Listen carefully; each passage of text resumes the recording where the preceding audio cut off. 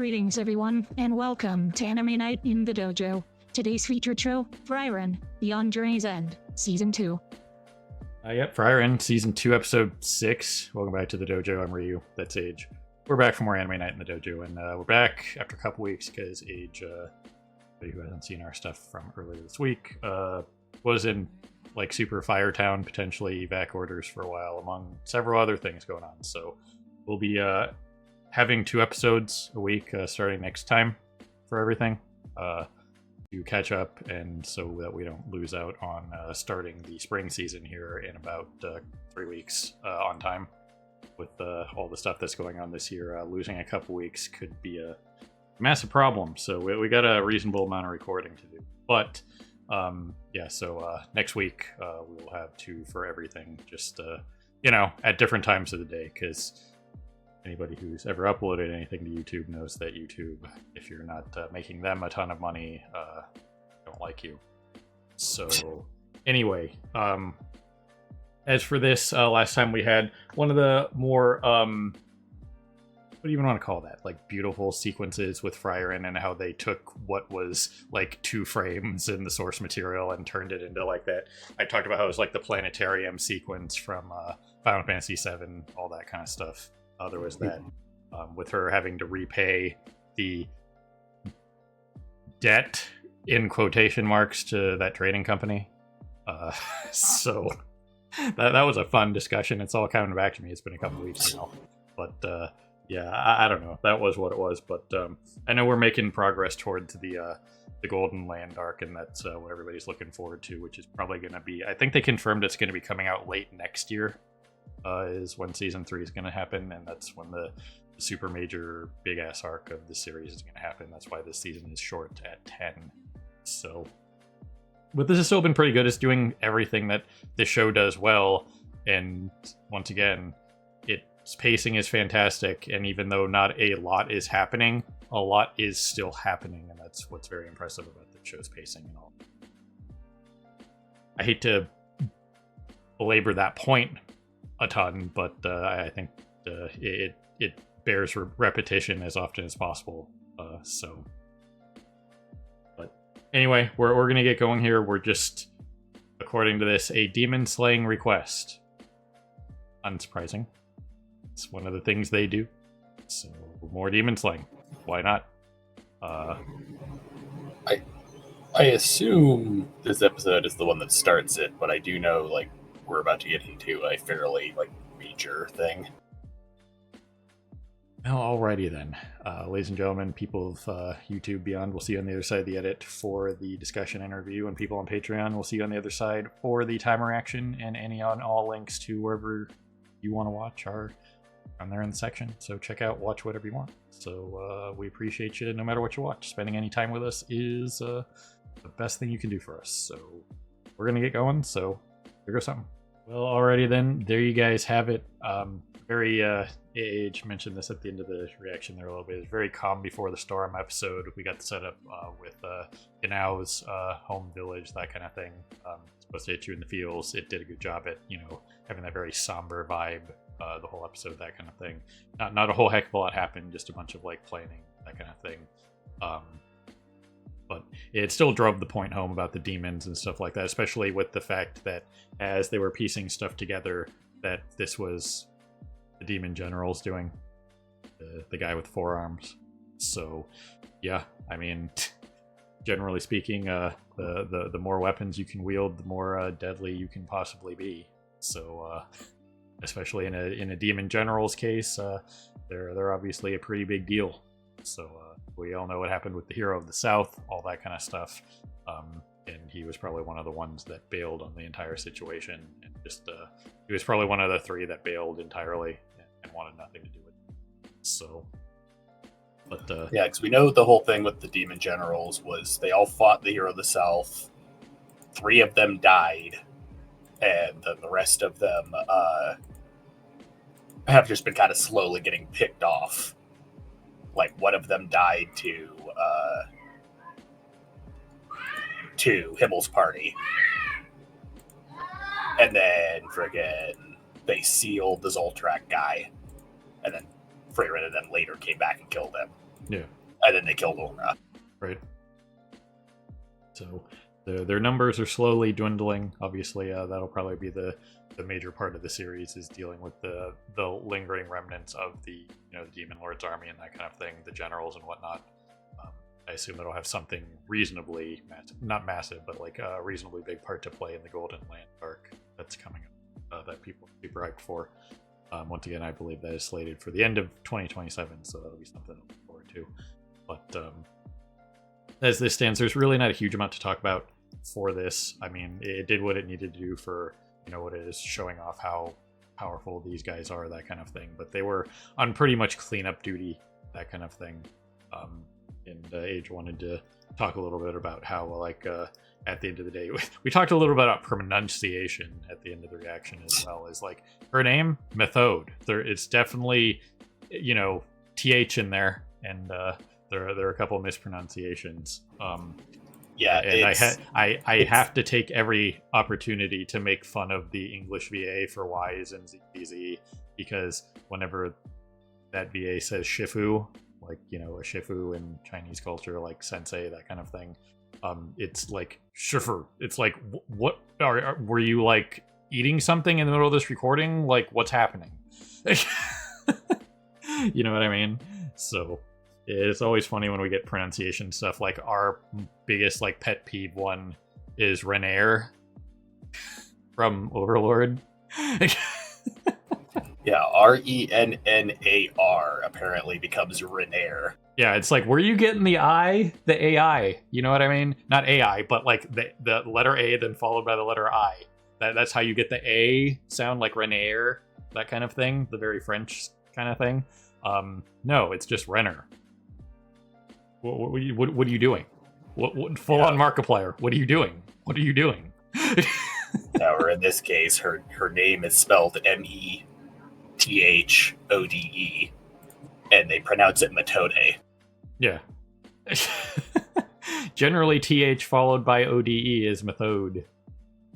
That kind of sound. So, I don't know. We could argue semantics of like English pronunciation all we want, but when there's a TH in there, I don't know. It happens from time to time. There might be some still shenanigans going on, various things, but the whole purpose of all this is, I think she's probably incredibly underrated, especially from what we saw in First Class Mage Exam, especially on top of the fact that she can heal people. Pointed out. Yeah, like, we know that all the proctors were supposed to be like a very big deal. Like, we didn't see much of Genau in the actual exams, but we saw a lot of, I think her name was Scene or something like that, the hair page. Yep. She was like the big example of like the overall power level of the proctors, because she was considered to be basically on par with them. Yeah. And what we see here, like, Genau seems pretty strong and competent, because he has like multiple layers of defense throughout the village just from his patrolling at the one time. He's capable of erecting barriers. He has all his like little freaking Raven scouts. And apparently he also has a fairly powerful attack spell with whatever it was.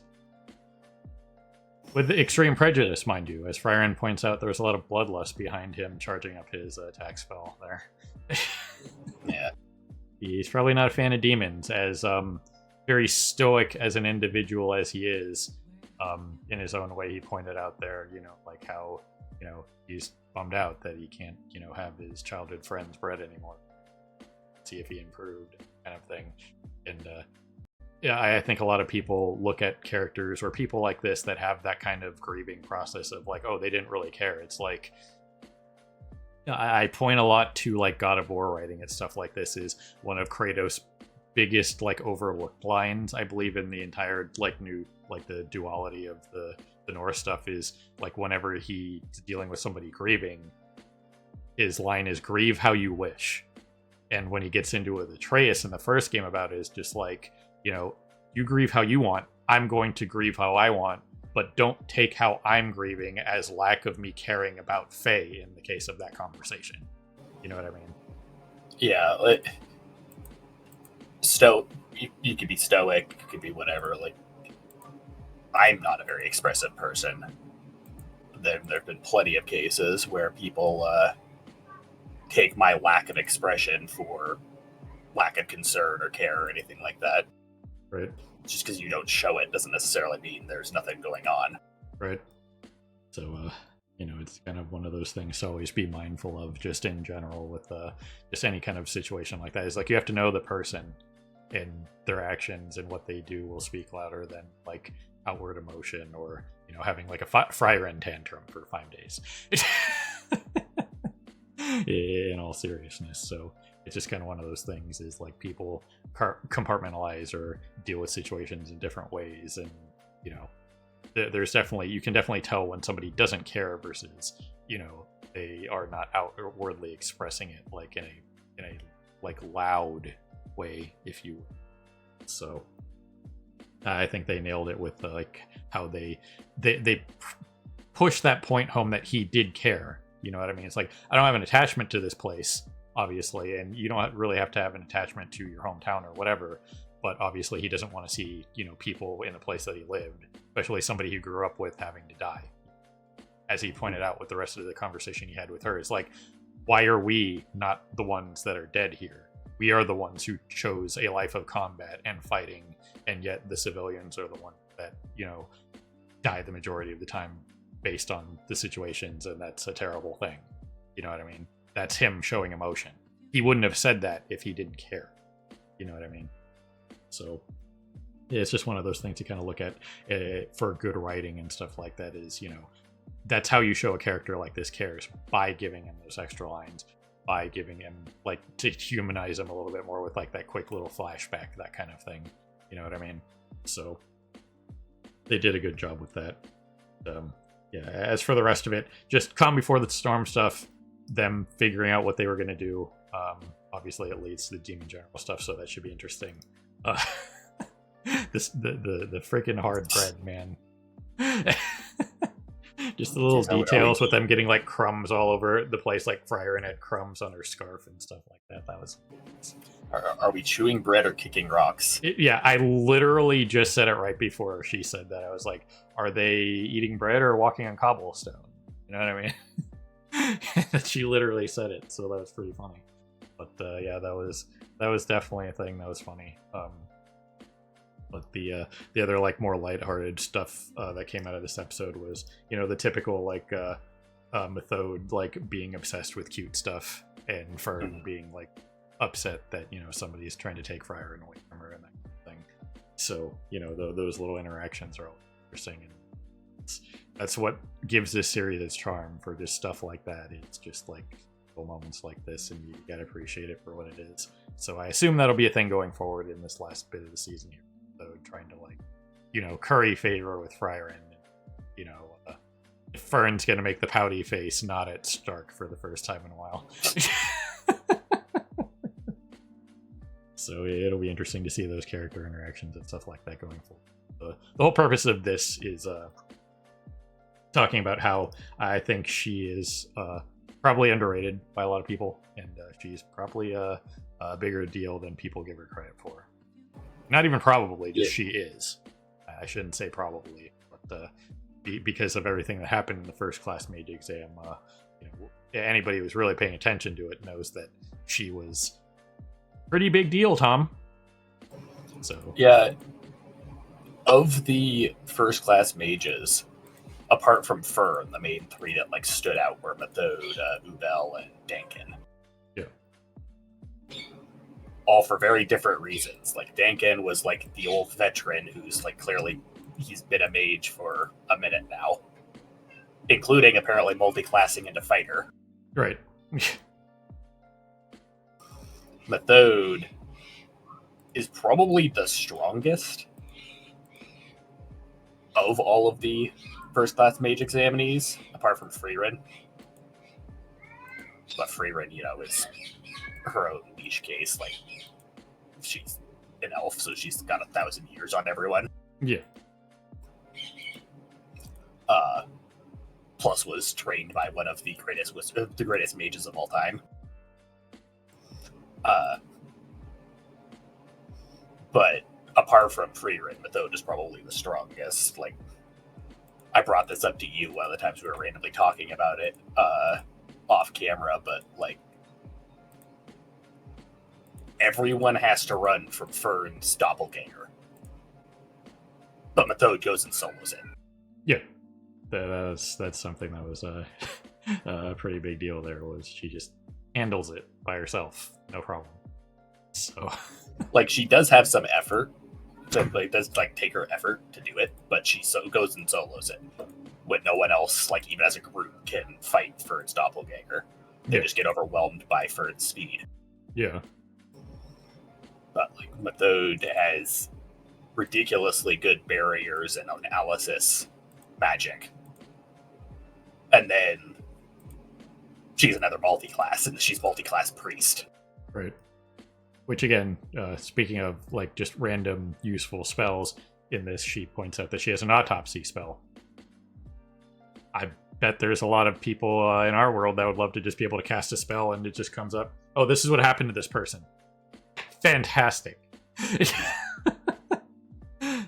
There goes all the guesswork. You know what I mean? So She also had her like sleep spell, which is one of the other like indications that she's actually very strong.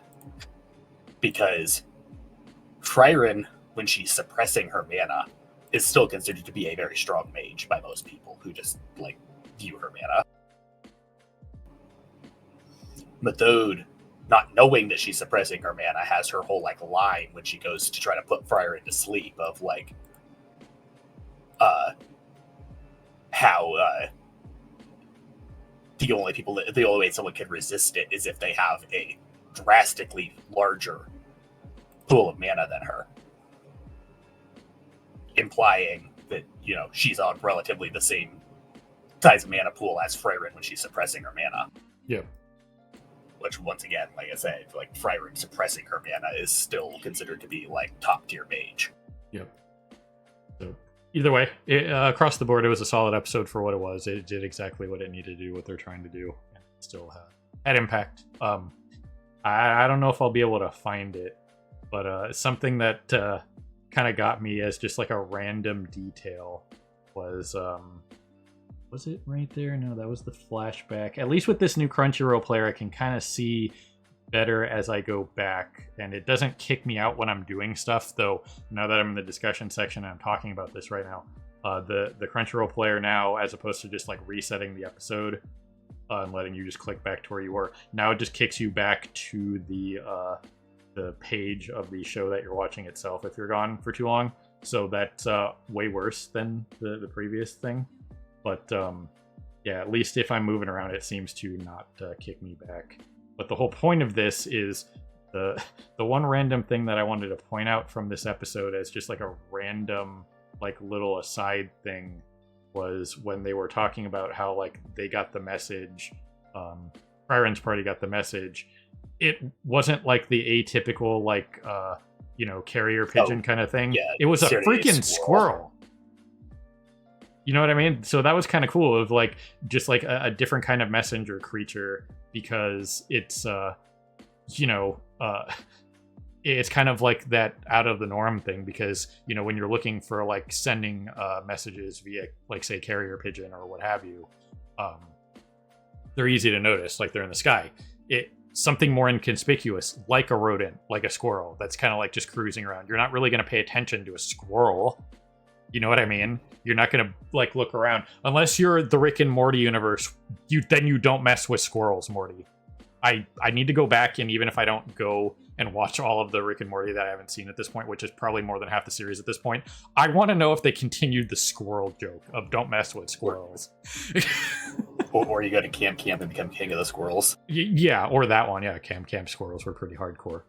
But yeah, that was kind of a cool like little just like extra little thing to kind of like think about, of like kind of like think outside the box with your messenger creatures, because if people are looking for a messenger creature, they're looking for a flying creature, generally speaking.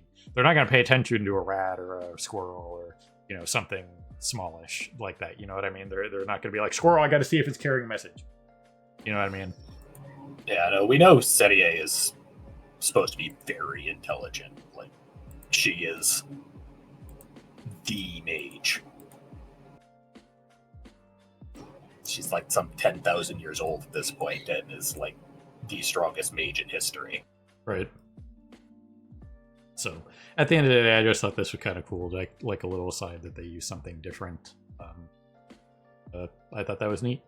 I think it's kind of a nice aside to, like I said, kind of break from the norm of the standard messenger creature and have it be like slightly more inconspicuous, especially in a wooded region. You're not going to pay attention to a friggin' squirrel. You're walking through a wooded region and you see something flying above you, and then you see it with like something attached to its leg or something. Message, obviously, potentially important, whatever. Not that demons in this series are probably going to do anything about that, obviously, outside of probably the generals, but still, it's just kind of like an interesting thing to think about, like a different carrier creature for messages. Yeah, we've seen some demons with the level of intelligence that they might try to intercept a message, but most demons would just, if it's not a human, they wouldn't bother. Yep. So, anyway, that's all I got for this week. Solid for what it was. More calm before the storm. Not a huge amount happened, but still some interesting stuff to talk about. And the Methode stuff is war and springing up. So, anything else, Sage? I didn't finish my thought process on mentioning Ubel, which was like she was the other standout. But she was the weird one out of all of them, because it'll be interesting if we see her again, because she is basically the sorcerer in the world of wizards. Yeah. Everyone else learns magic and studies magic and stuff like that. She just does magic. Right. Which was like the reason why she was the one who was able to beat Sense, despite Sense being like clear leagues above everyone else, besides Frieren. Even Methode couldn't fight Sense.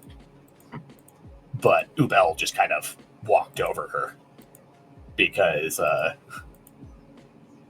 not because Ubel was stronger, but because Ubel functions entirely off of instinct and doesn't actually use like magical knowledge or anything like that.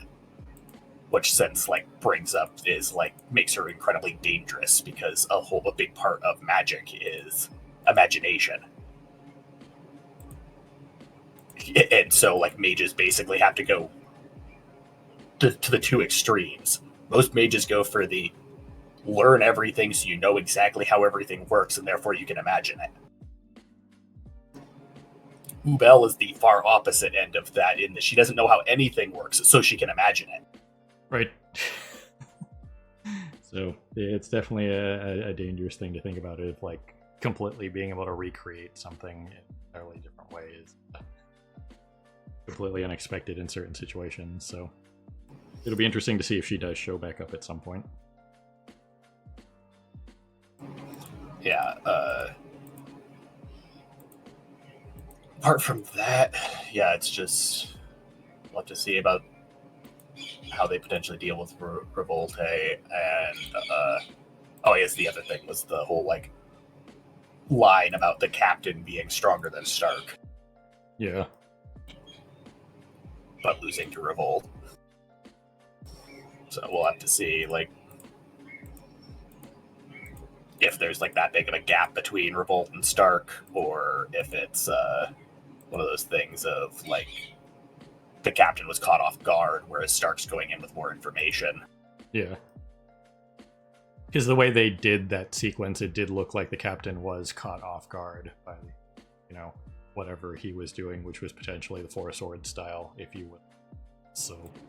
Yeah, which, like, for what we saw, most of the guards were off just busy fighting the rat demons and stuff like that, and then Revolt just kind of shows up at the end there, and we don't see what happens. Yep. So presumably he, like, takes some of them off guard, and or just they potentially get off balance, not expecting to fight someone that fights with four swords. because that is a very different fighting style to have to deal with. Yeah. So yeah. Anyway, that'll be I think the last couple episodes of the season, the last 4 episodes of the season, 7, 8, 9, 10, will be pretty interesting for what it is. So looking forward to that. But again, we'll be doing 2 episodes a week till we finish. Based on how we have to do this, I think it'll be 7 and 8, and then 9 and 10 will be together. So we'll be get back on schedule. But yeah, that is what it is. We might, based on the fact that Frieren is shorter than the other series, we'll probably leave 10 for its own thing, since we'll have the extra week for the other stuff to wrap up, so we can have the usual season wrap up kind of discussion for alongside of 10. So we'll figure it out. It'll be there, but we're in full catch-up mode here. So, ladies and gentlemen, people of YouTube, beyond whoever you're watching, as always, we appreciate you stopping by and hanging with us here in the dojo for more Anime Night in the Frieren, Season 2, Episode 6. So, good morning, evening, afternoon, whatever it is for you. Have a good one. See you next time. Hey everyone, Victoria here. If you enjoyed the video, please consider pushing those like and subscribe buttons. Your support is greatly appreciated. Thanks again for your time, and we hope to see you again in the future.